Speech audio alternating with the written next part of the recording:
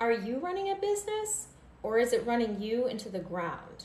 Let's talk about 3 mindset shifts that separate profitable, protected businesses from the ones that crash and burn. Hi everyone, my name is Alexis Johnson and I'm the founder of AFJ Law Group, a Michigan-based business litigation boutique law firm. If you're interested in scaling profitably and avoiding legal landmines, be sure to like and subscribe to this YouTube channel so that you can continue to see videos like this one. Now let's get into it. As a practicing attorney, most of my clients are business owners, either 1 to 2 years out in the industry to several decades with a multi-million-dollar portfolio and hundreds of employees. And while businesses of different sizes may have varied legal challenges, there's one common denominator for all of them, and that is the mindset of the business owner. If you want a business that's not just busy, but actually profitable, no matter where you're at, I'm going to talk about 3 mindset shifts that are necessary for you to get there. Number 1, from DIY hustler to strategic CEO. Raise your hand if you find yourself saying this more often than not. I can do this myself. It will save me more time and money for me to do it than to train someone else. I can't afford to hire someone else to do this. No one will do this better than me. Clients or customers come for my service or product only because of me, so I have to deliver. What does this look like practically? You're in the weeds on everything. Overseeing contracts, operations, customer relations, marketing, employees if you have them.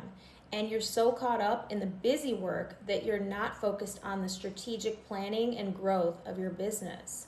You have to shift from thinking as a freelancer, operator, or practitioner into the mindset of a business owner. And you can't do that by doing everything, but you can by leading everything. Real CEOs delegate.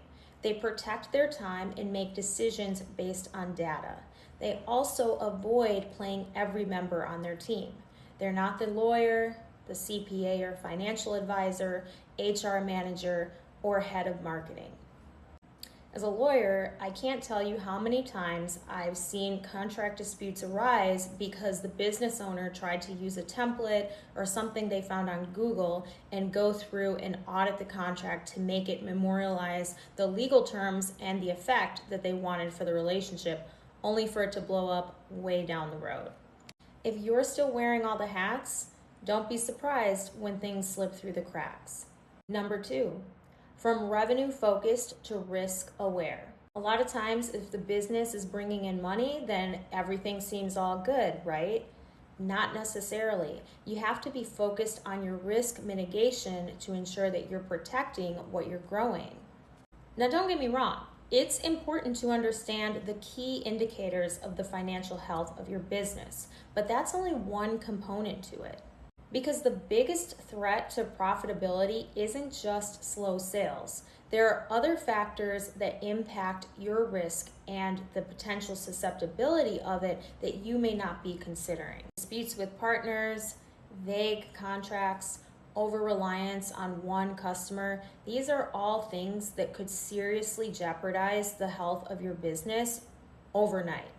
So having an awareness of the big picture, and yes, that involves including expert oversight because, like we said in number 1, you can't do everything, allows you to have a full picture of your business's health, what you can do to continue to sustain it, and how you can continue to grow.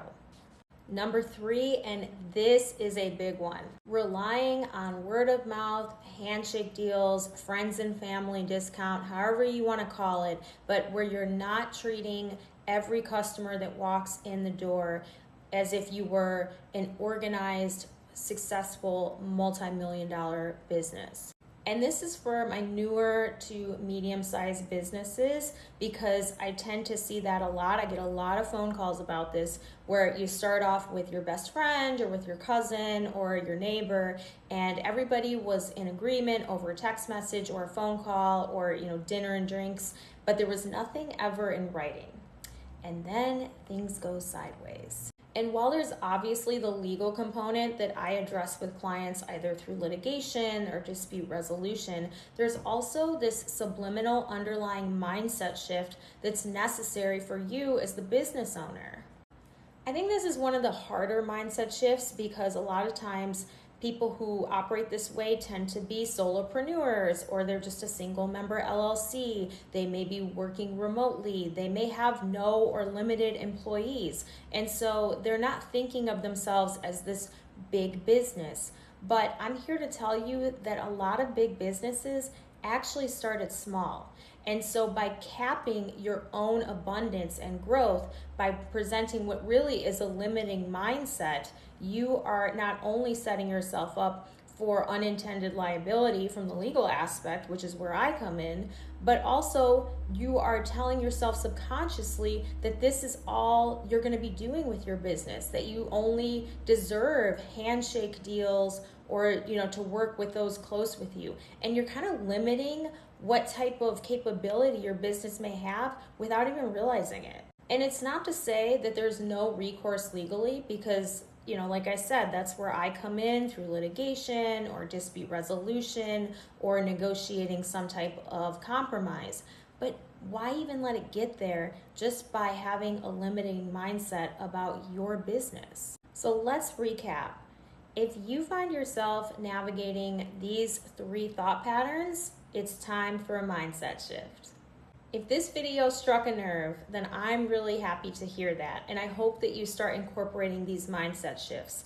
But if you're looking to move even a little bit further and ensure that your business has appropriate legal protection, then I'm here for you. For a limited time, I'm offering a legal check-in for qualified Michigan businesses. During this session, we'll review your current business model, identify legal blind spots that you may be overlooking, and make a plan of attack. Because it's not enough to just shift your mindset and hope everything works out. You have to follow through with concrete action. If you're a Michigan-based business and you're interested in booking a session, I'll leave the information on how you can apply in the comments. And if you enjoyed this video, be sure to like and subscribe or share it with a business owner that you think may benefit.